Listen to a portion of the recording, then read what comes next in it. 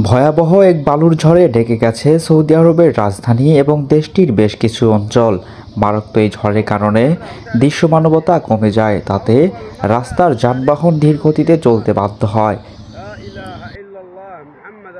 ঝড়ের কারণে ঘন ধূসর কুয়াশায় কিংডম সেন্টারের মতো আইকনিক রিয়াদ ভবনগুলো কয়েকশো মিটার দূর থেকে দেখতে পাওয়া প্রায় অসম্ভব হয়ে পড়েছে। যদিও ভয়াবহ এই ঝড়ের কারণে কোনো ফ্লাইট বিলম্ব বা বাতিল করা হয়নি।